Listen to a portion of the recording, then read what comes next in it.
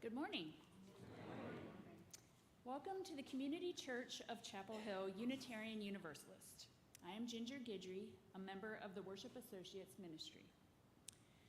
I especially want to welcome any visitors or newcomers to our church and to call your attention to the special note for you, welcome guests and newcomers, on the back side of the order of service. I would also like to welcome those of you attending online. Lyrics to hymns and all elements of the service may be found on the live stream screen. A complete order of service, including this week's announcements, is available via the link in the Sunday morning email and on the church website. Our in-person Sunday social is held immediately following the service.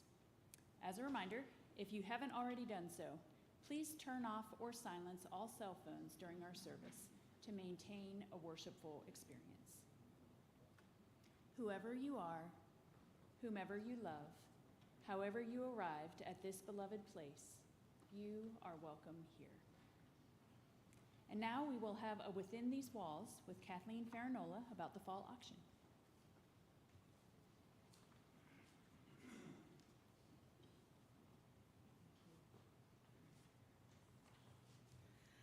Good morning. It's a great day, and it's the start of the last week of the church auction. There are more than 320 items online just waiting for your bids. There are special meals and musical performances, home decor and art, handmade treasures and food, basketball tickets, professional services, and more. It's a virtual wonderland of items. Oh dear, I'm late for a very important date. I'm late for a very important date. No time to say hello or goodbye. I'm late. Oh no.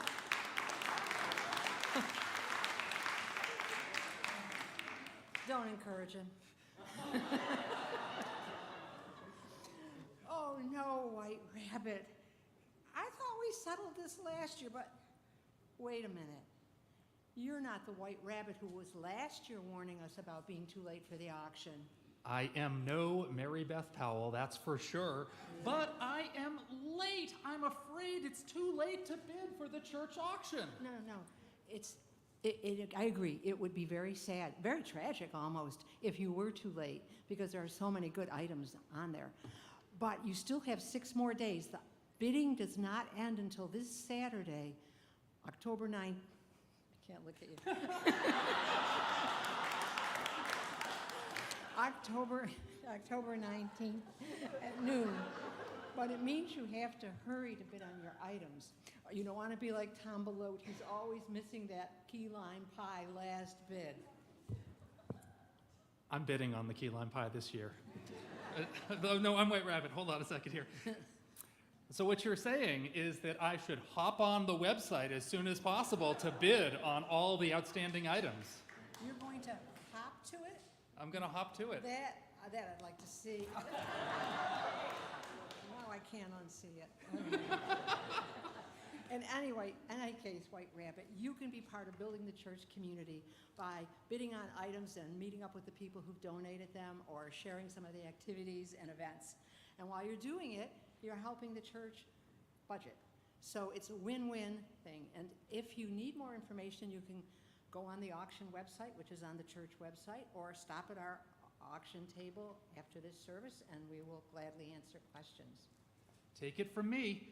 Don't be late. Don't be late. October 19th. It's a very important date. A very important date.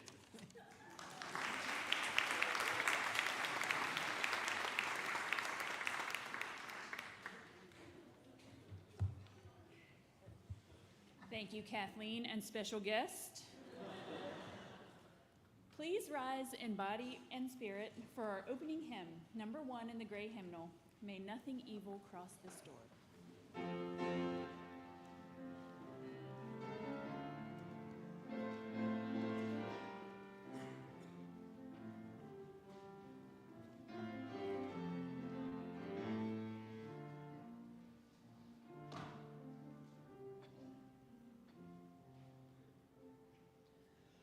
May nothing evil cross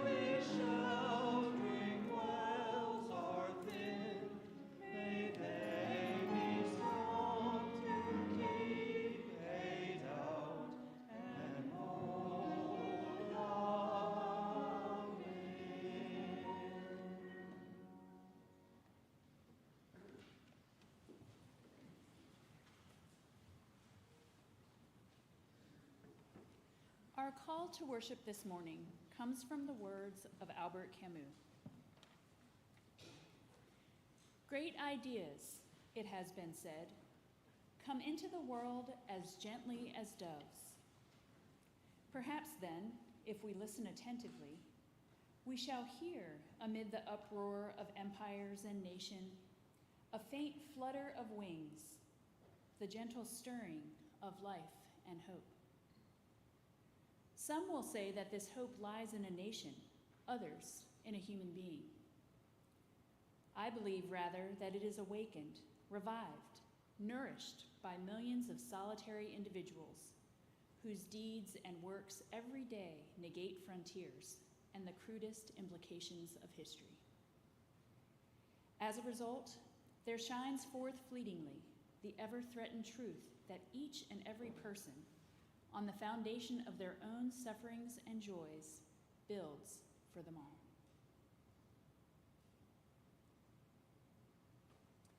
You will find the words for our chalice lighting in the order of service. Please join me in reading them. In times of darkness, we stumble toward the tiny flame. In times of cold, we seek the warming fire. In times of repression, we reach for the lamp of truth. In times of loss, we pray for the comforting light. In times of joy, we light a candle of celebration. Spirit of life, as we kindle this light, help us find what we need this day.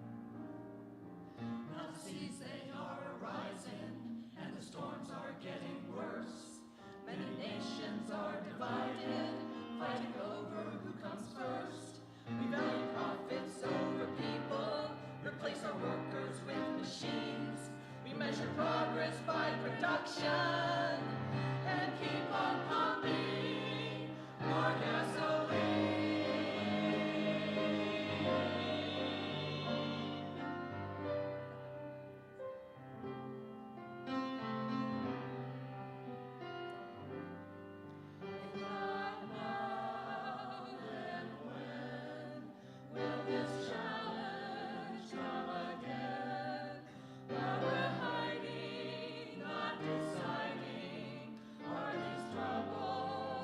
just the beginning of the end. If not here, then where? In some utopia on a star, can we love the world we have and learn to share, or live without a prayer? This is the time we'll join together, and it's the place we'll make our stand. We'll claim the right, we'll bear the burden, to bring some healing to the land. We'll have more justice and compassion. We'll try to find more common ground. Respect the web of all existence, and lift the world up here and now. Respect the web of all existence, and lift the world up in the here and now.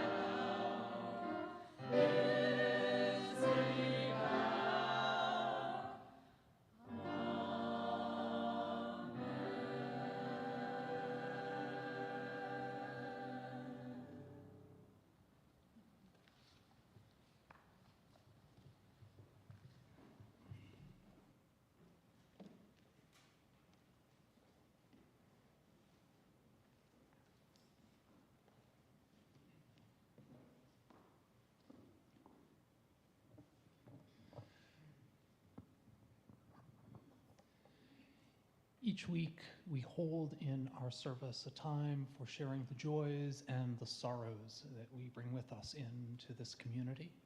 If during this time you've come with either a significant personal joy or a significant sorrow, you're invited to come forward, to place a stone in the water bowl, share your name, and briefly, a sentence or two, share your joy or your sorrow. Let us enter into this time of tenderness and trust. Are there any joys and sorrows this morning?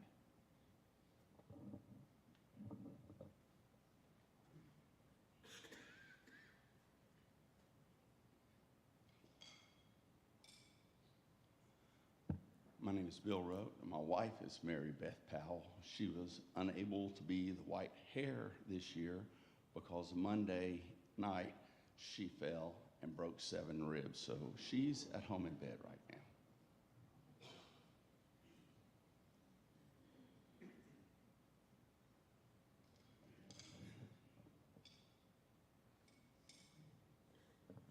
Hi, I'm Kathleen Farinola, and I have sorrow.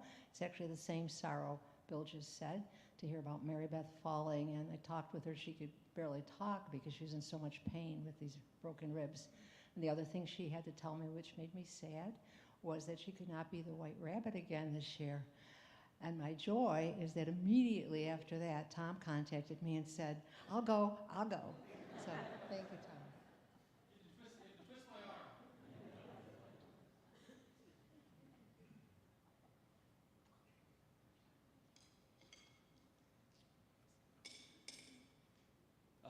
My joy and sorrow is for the same thing, essentially.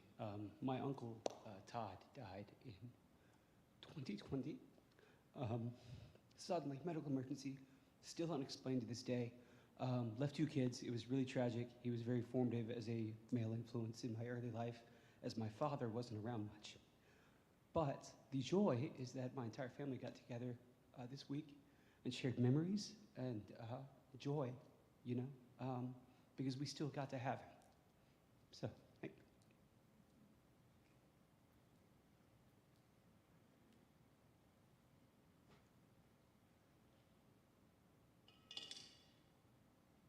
Hi, my name is Taryn. I have a joy and a sorrow that's the same. I got an offer of employment for a new career that I'm doing, preschool, and before I got that, I had kind of a mental breakdown and feeling just not valuable, and so I had to go through that.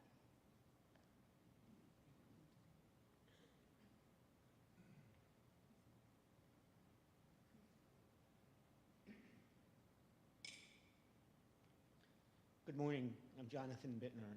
Several months ago, I stood up here and told you all about how scared I was about having shoulder replacement surgery done. And I just wanted to give you all an update. Tomorrow will be 5 months since the surgery. Last week I saw the surgeon and he gave me the all clear, no more restrictions on anything.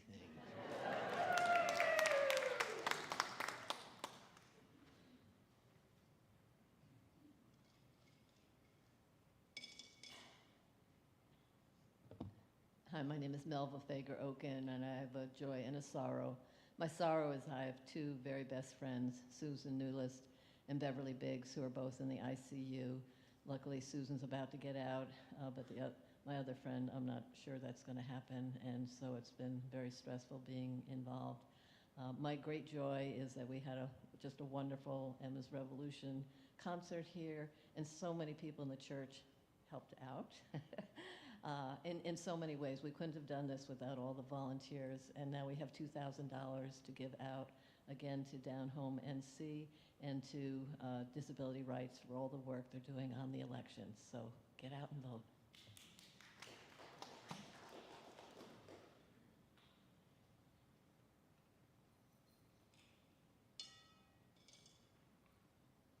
I'm Rachel Rose, and Maggie Scarborough, a former member of our congregation who had recently moved to Asheville with her husband Bruce, emailed me back, and I'm glad to say that she said, "We are fortunate that all of our extended mountain family and friends are safe.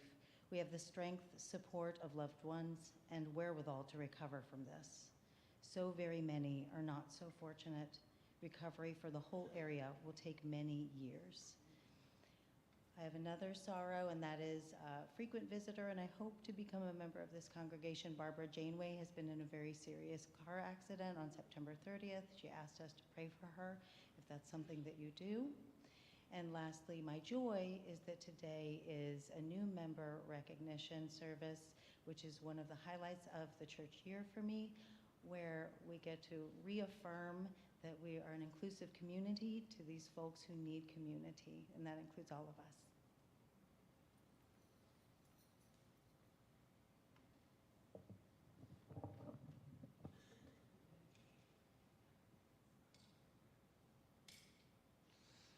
Hi, I'm Brian Pence. I have a joy and a sorrow. My sorrow is that my dad's older sister, my Aunt Betsy, a very special person for me for my whole life, was recently diagnosed with a very advanced cancer diagnosis, very scary for her and unclear what happens next.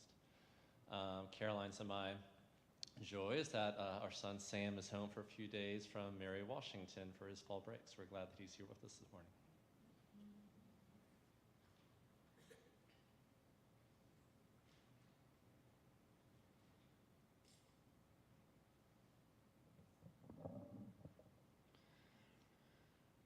A final stone is placed for all of those joys and sorrows that we hold in our hearts, which were not spoken this morning. I want to invite Jen Kapranoff up to lead us in meditation and prayer.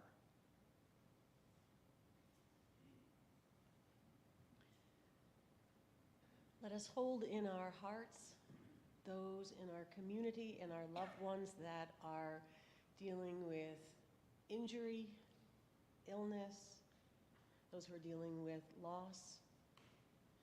We'd like to celebrate families coming together in memory and in joy.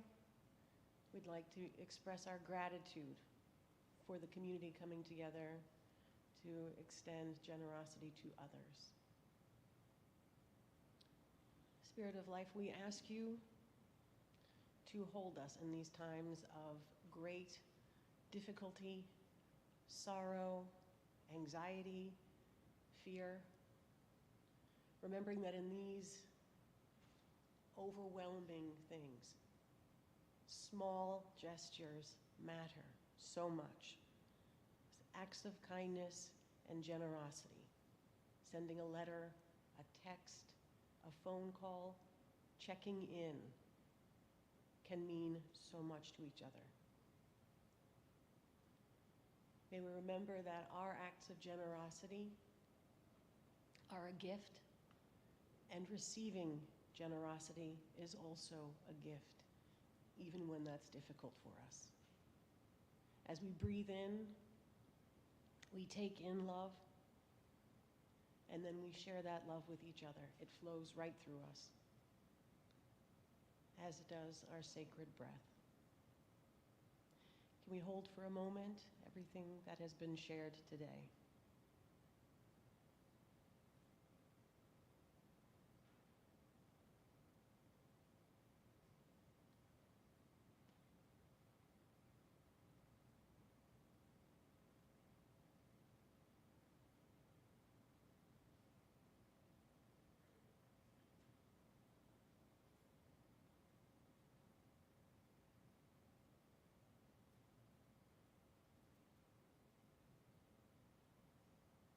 Amen.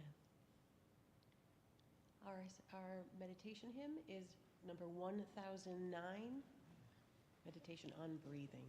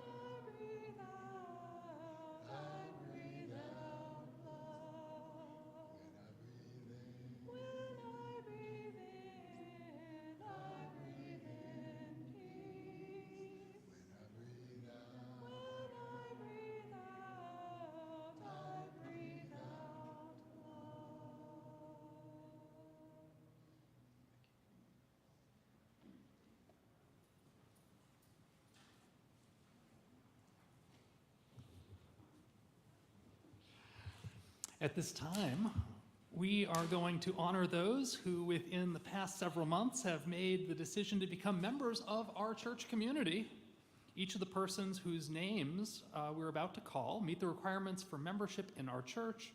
They've taken the Exploring Membership class and understand the rights and responsibilities and expectations of membership. New members, as Rachel calls your name, I invite you to come forward and join us here at the front of the sanctuary, standing across here. If you can walk right up, or you can also use the railing and kind of circle behind the pulpit. We want safety. And so I've invited, have joined this morning by Rachel Rose, our Director of Membership and Communications, as well as by Kristen O'Daly, a member of our welcoming ministry. And did I get it right this time? All right, good. Bella Yaguda, Jason Schad, Reverend Carolyn Price, Orville Osborne, Diana Steele, Amelia Ziwat, Season Acevedo Zulo, DJ Acevedo Zulo, Jamie Allison, Nora Talley, Anthony Budding, Cole Richard, Amelia Jackson, Robert Klink, Sarah Geer, Aaron Austin.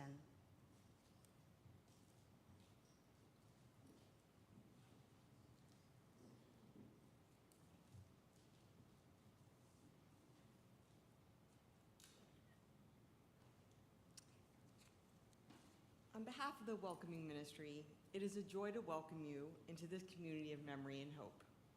Each time we welcome a new member, we become something new. So we ask you, as our newest members, will you promise to walk together with us, sharing the joys and the responsibilities of membership?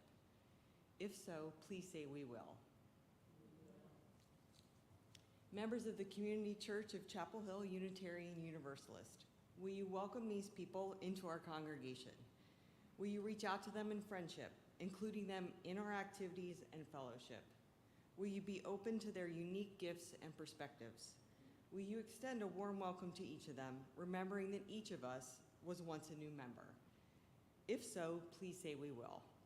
We will.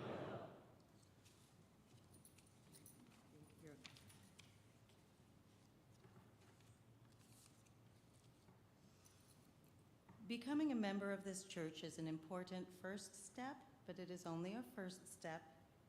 We charge you new members to grow in your faith as you find and share your special gifts with us.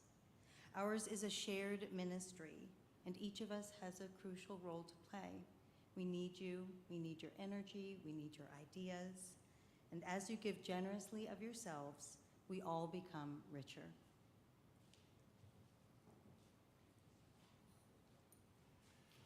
So now what is going to happen is this is the time for gifts. So Rachel is going to move down the line, presenting each of you with a chalice pin so that you can wear your faith on your sleeve or wherever you want to pin it to. And then Kristen and I will follow with a warm and welcoming handshake.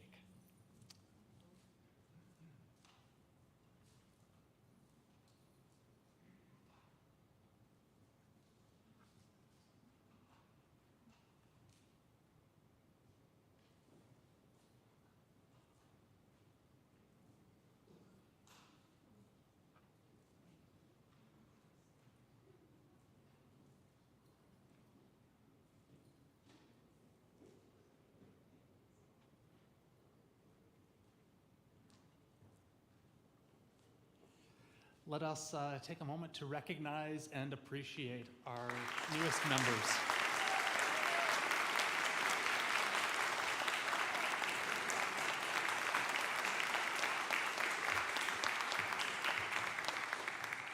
At this point, I invite you to return to your seats.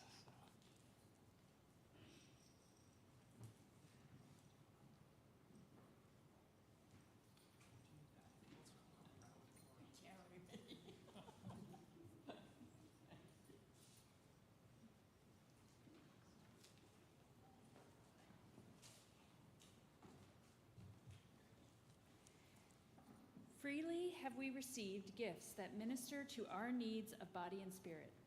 Gladly we bring to our church and its wide concerns a portion of this bounty. If you wish to donate online, there is a QR code inside the order of service, which can be read by your cell phone's camera, and there is information on the church's website. We will now receive the morning offering.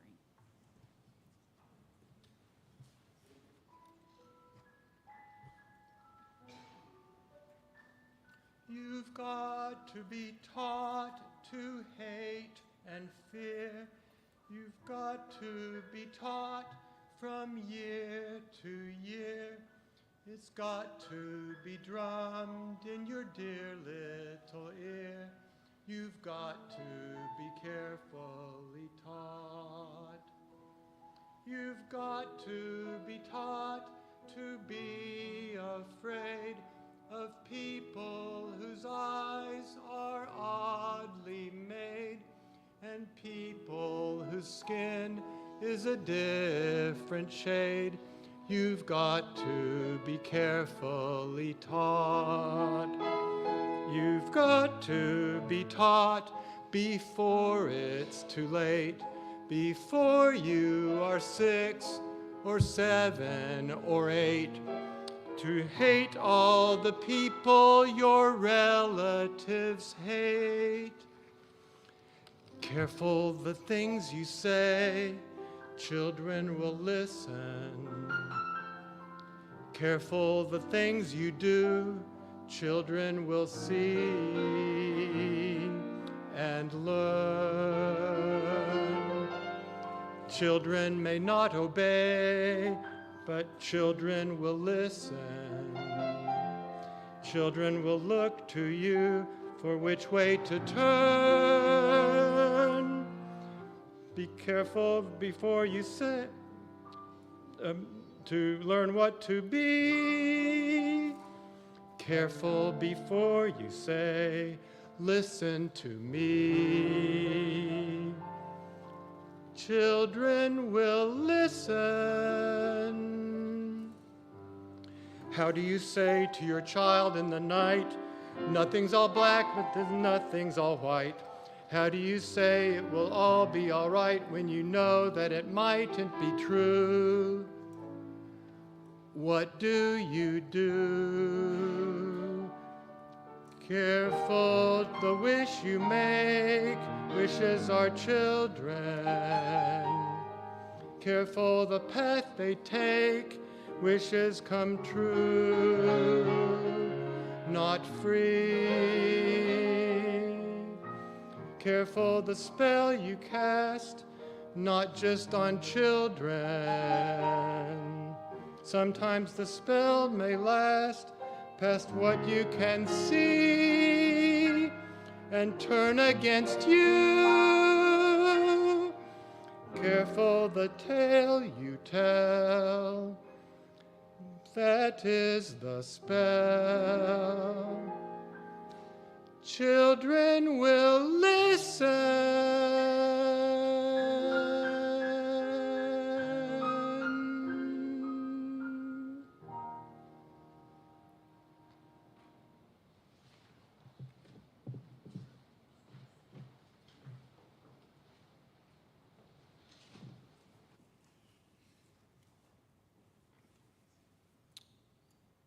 You have to be carefully taught.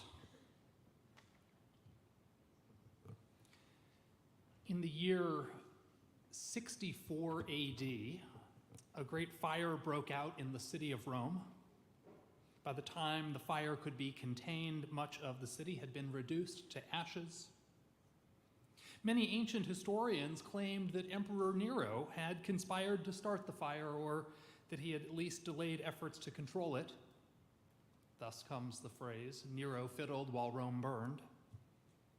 Contemporary historians question this, though. They point to overcrowded conditions in the city and thought that that probably made a disaster such as this one all but inevitable. In any event, following the Great Fire of Rome, Nero was quick to identify a scapegoat, quick to point the finger and blame. He blamed the fire on a misunderstood and, quite frankly, unpopular minority in the city. He blamed the early Christian community of Rome and ordered them persecuted. Christians were arrested, imprisoned, and in many cases executed in barbaric and gruesome fashion. Or consider an infamous moment in history much closer to our own times. In 1994, a genocide erupted in the nation of Rwanda. Over a period of about 100 days in the spring of that year, ethnic Hutus murdered between 500,000 and 1 million ethnic Tutsis. The genocide was preceded by years of dehumanizing rhetoric aimed at the Tutsi minority. Government leaders and the media frequently referred to the Tutsis as cockroaches, as snakes, and when the call for extermination came, those who perpetrated these acts of genocide had been well primed. Throughout human history, the playbook hasn't changed all that much. Identify a small and vulnerable minority, early Christians, Jews, Tutsis, Haitian immigrants, and so on. Lie about them, keep lying, make the lies bigger and bigger, more and more audacious. Teach people to hate, accuse and blame and defame, and then persecute. My message this morning is really about how we might disrupt the lies and the propaganda and the accusations in our own time. For this topic does speak to our own time. Let me tell you how the title of this sermon came to be. I grew up attending the Unitarian Universalist Church in my hometown of Wayland, Massachusetts. My childhood minister, Reverend Ken Sawyer, served there for 38 years, from 1974, 3 years before I was born, until 2012, my 10th year as a minister. Back in 1984, in honor of his first 10 years of ministry, the congregation published a slim volume of some of their favorite sermons of his. What a kindness. In hindsight, though, I think they grossly overestimated the potential interest in a book of sermons. Because Ken, for the next 30 years, was constantly giving away copies of his sermon collection to anyone who would take them. He gave me, on 3 different occasions, a copy of his collection. So.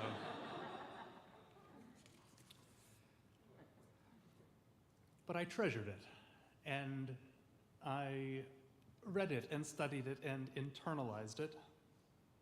And one of the sermons in that collection carried the title, When It's Not Eccentric, When It's Evil, When It's Ill.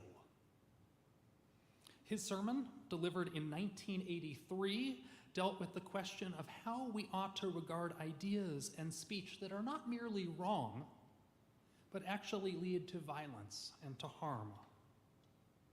40 years later, the particularities of that sermon no longer seem relevant.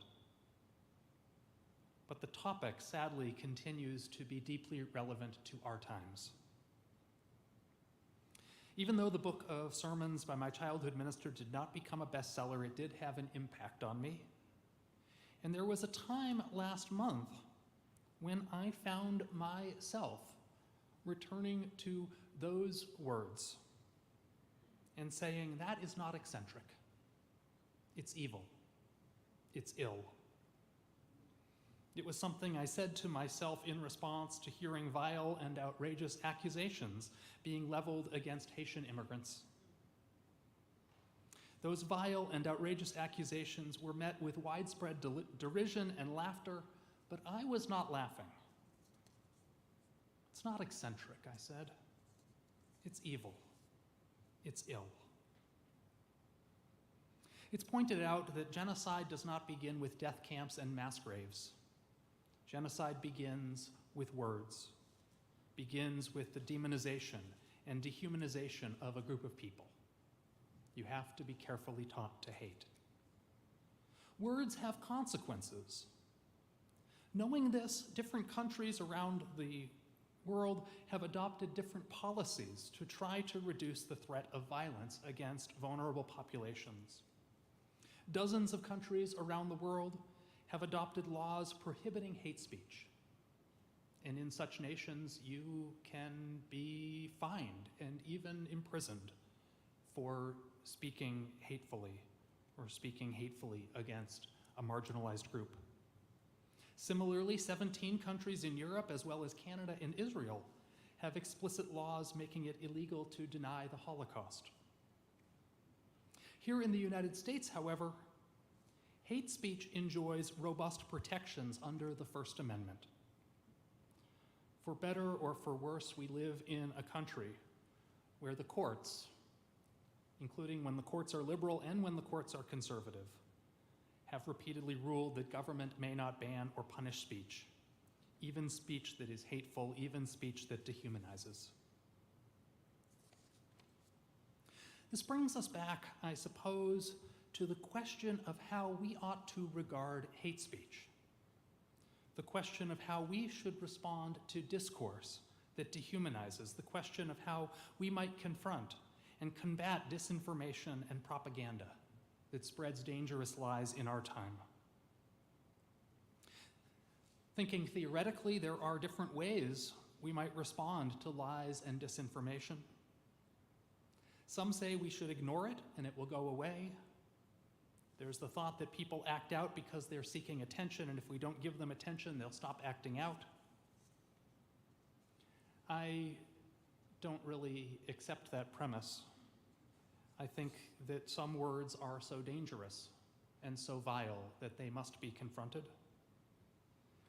Others say that we should work actively to suppress lies and disinformation, that we should deplatform hate speech, work to kick hate groups off of social media, etc. Still others point out that the way to combat outrageous claims is with humor. I've heard recently the refrain from several different sources that has said, the one thing fascists can't stand is being laughed at. And thus, our telling of jokes is disarming. But still others say that the way to respond to dehumanizing propaganda is by taking it seriously, deadly seriously, by calling it out, by opposing it. And that is where I stand.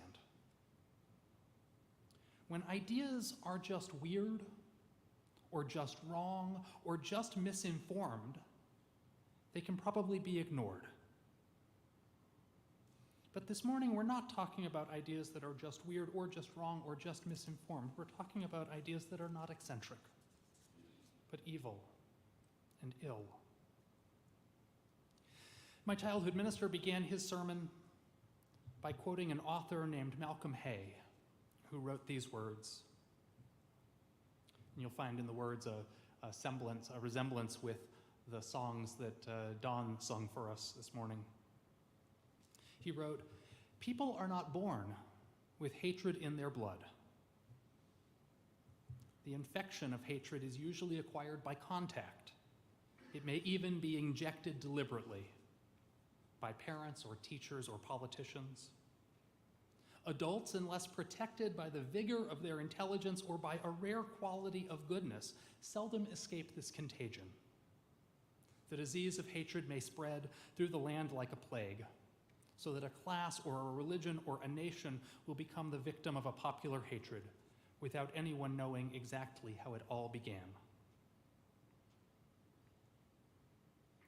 This metaphor of illness or contagion or communicable disease to describe hatred and propaganda seems useful to me.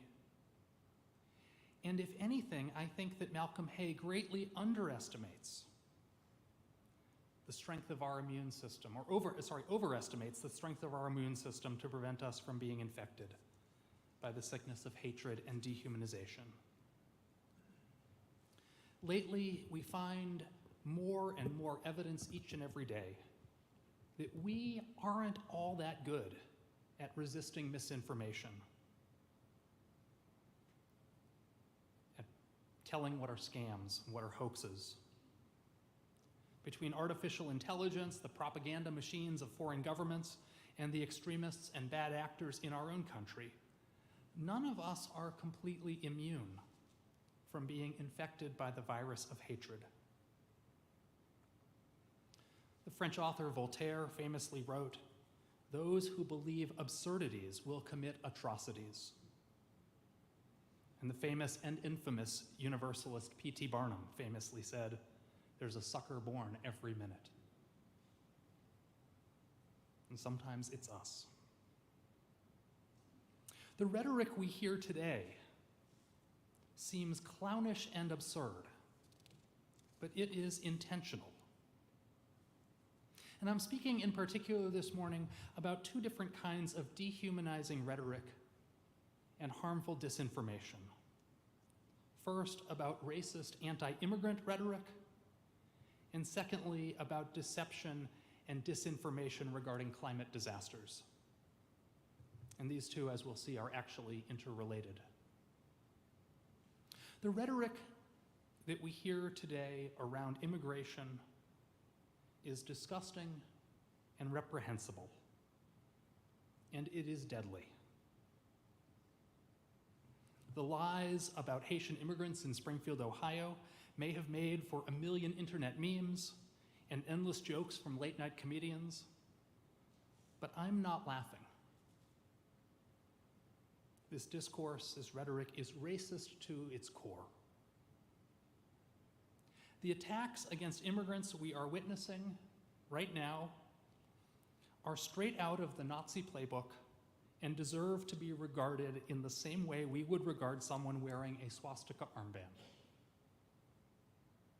The rhetoric, including words said this week, include accusing immigrants of being genetically inferior, of having bad blood, of carrying disease, of being vermin, of being animals, and of being murderers and criminals.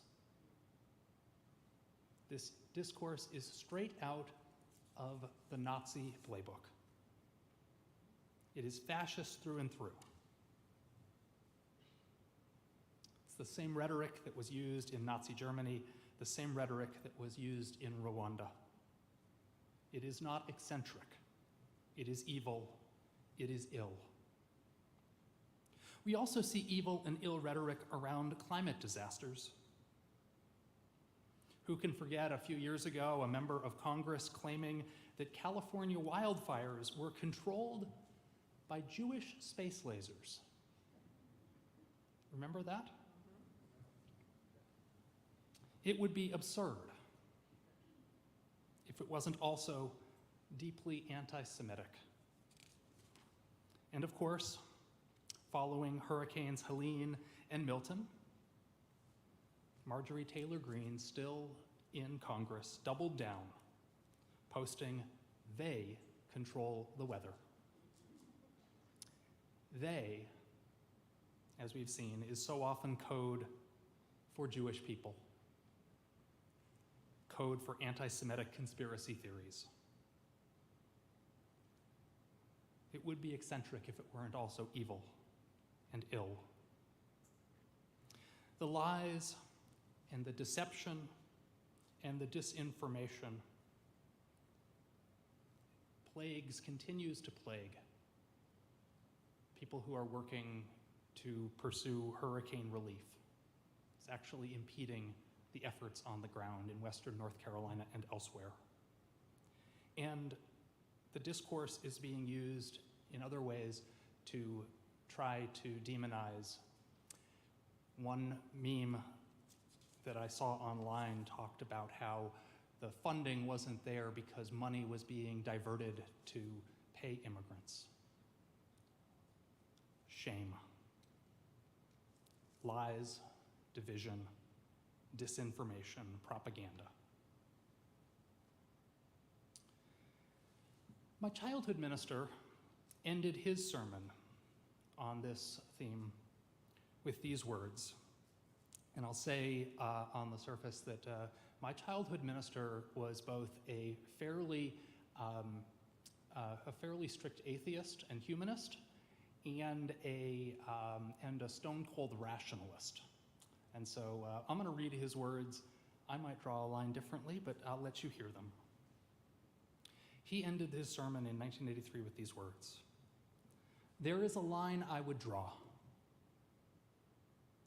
On the acceptable side is much I still think is wrong, and much I do not understand. You can believe in flying saucers. You can believe in the invisible hand that moves the free market. You can believe in the divinity of Christ, or you can believe in salvation through right diet. But somewhere out there, there is a line. And on the other side of that line are systems of violence, systems of hatred, systems of death. It is up to us to draw that line. It is up to us to speak out, to call out not only those who speak such evil, but to also call out those who are not speaking out, to encourage them to claim that this discourse has no place in our society, no place in our nation.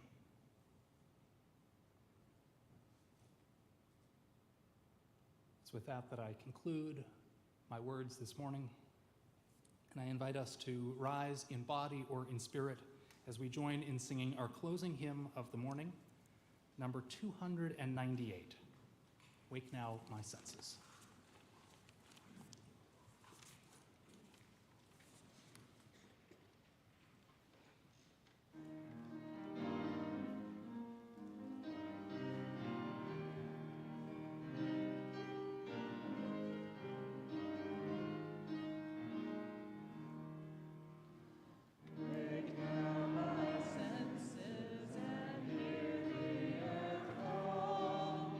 Feel the deep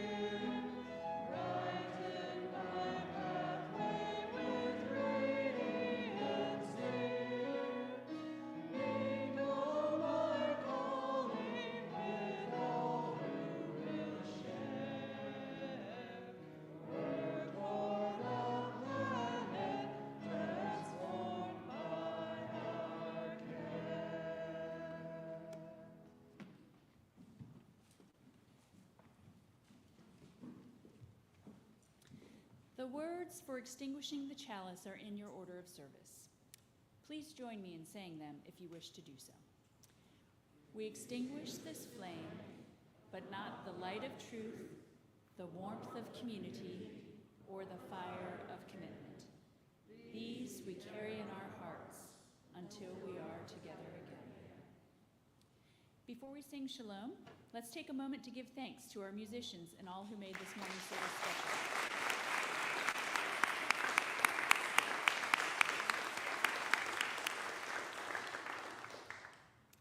Now please join us in singing Shalom. The words are in your order of service. As you are comfortable, please either hold hands with the person next to you or cross your arms over your heart.